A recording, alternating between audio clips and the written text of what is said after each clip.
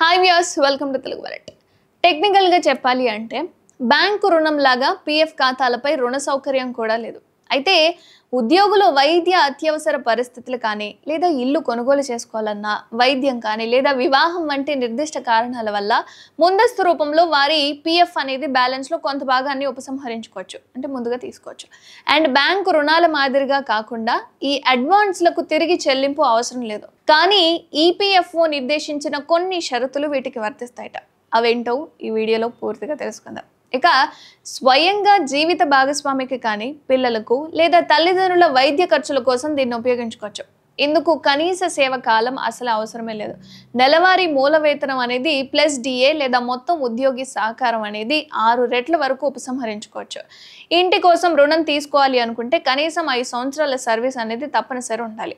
And PF బ్యాలెన్స్లో 90% వరకు ఉపసంహరించుకోవచ్చు. And తోబుట్టువులకు కానీ లేదా పిల్లల కోసం కానీ ఇది అనుమతించబడింది మాత్రమే. కనీసం 7 సంవత్సరాల సర్వీస్ అయితే అవసరమై ఉంటుంది. అండ్ ఉద్యోగి తన పీఎఫ్ బ్యాలెన్స్లో 50% వరకు విత్డ్రా చేసుకోవచ్చు. అలాగే ఖాతాదారుడు కానీ లేదా పిల్లల విద్య కోసం కానీ అనుమతించబడింది. లేదా కనీసం 7 సంవత్సరాల సర్వీస్ అనేది దీనికి యూజ్ అవుతుంది. ఉద్యోగి సహకారంలో ఒక 50% వరకు ఉపసంహరించుకోవచ్చు. ఇది కూడా 1 నెలకు పైగా ఉద్యోగం లేదు అంటే.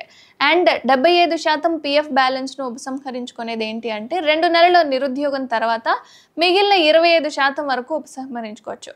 ఇక వరదలు కానీ లేదా భూకంపాలు కానీ ఇలాంటి అత్యవసర పరిస్థితుల్లో మొత్తం అనుమతించబడుతుంది.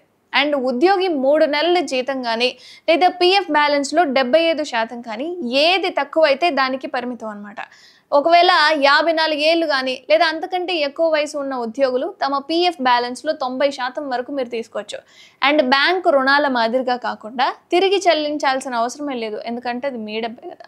అండ్ అత్యవసర పరిస్థితుల్లో నిధులకు త్వరిత ప్రాప్యత అండ్ క్రెడిట్ తనిఖీలు కానీ లేదా లోన్ ఆమోద ప్రక్రియలు కానీ అసలు ఏమీ లేవు. వడ్డీ కానీ లేదా అదనపు ఛార్జీలు అసలే లేవు. అండ్ పదవి విరమణ పొదుపులను ఖచ్చితంగా తగ్గిస్తుంది లాస్ట్ వరకు, ఎందుకంటే ముందుగానే తీసుకుంటున్నారు కాబట్టి.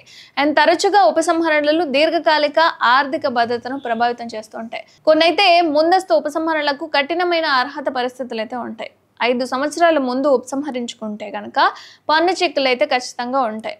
అండ్ ఈ పీఎఫ్ఓ పోర్టల్ ద్వారా ఆన్లైన్లో పీఎఫ్ అడ్వాన్స్ కోసం మీరు దరఖాస్తు చేసుకోవాలి. ఒకవేళ ముందుగానే మీకు ఈ పీఎఫ్ అనేది రావాలి అనుకుంటే ముందుగా ఈపీఎఫ్ఓ పోర్టల్కి లాగిన్ అయిన తర్వాత యూనిఫైడ్ మెంబర్ పోర్టల్ని ఓపెన్ చేసుకోవాలి. అండ్ ఇది ఓపెన్ చేస్తే యూఏఎన్ పాస్వర్డ్ లేదా క్యాప్చా ఉపయోగించిన తర్వాత మీరు లాగిన్ అవుతుంది. సో ఆన్లైన్ సేవలు ఉంటుంది. సో అందులో మీరు క్లిక్ చేసుకున్నారు అంటే నావిగేట్ చేసుకున్న తర్వాత వివరాలను మీకు ఏవైతే వివరాలు అక్కడ చూపిస్తాయో మీ పేరు అండ్ మీ పుట్టిన తేదీ, బ్యాంక్ ఖాతా వివరాలు ఇవన్నీ మీరు అక్కడ టైప్ చేయాలన్నమాట. తర్వాత డ్రాప్ డౌన్లో మెనూ నుండి ఉపసంహరణ గల కారణాన్ని ఎంచుకోండి. ఎందుకు మీకు ముందుగానే ఇది కావాలి అనుకుంటున్నారో ఆ డీటెయిల్ అనేది ఇవ్వాలి. అవసరమైన మొత్తాన్ని పరిమితిలోపు నమోదు చేసేసుకోవాలి. అండ్ లాస్ట్కి క్లెయిమ్ చేసుకోవాలి. తర్వాత ఈ అవసరమైన పత్రాలని అప్లోడ్ చేసిన తర్వాత అభ్యర్థనను సమర్పించండి. సో వెంటనే మీకు పీఎఫ్ అనేది రాదు, ఎక్కడి వరకు చేస్తున్నారు ఏంటి అన్న డాక్యుమెంట్స్ అయితే ఇవ్వాలి. అండ్ ఆధార్ కానీ లేదా ఆధారిత ఓటీపీ కానీ, అంటే ఆ నెంబర్కి మీకు లింక్ ఉన్న ఆధార్ ఉంటుంది కదా, సో ఆ నెంబర్కి ఓటీపీ రావడం జరుగుతుంది. సో అందులో మీరు లాగిన్ చేసుకోండి.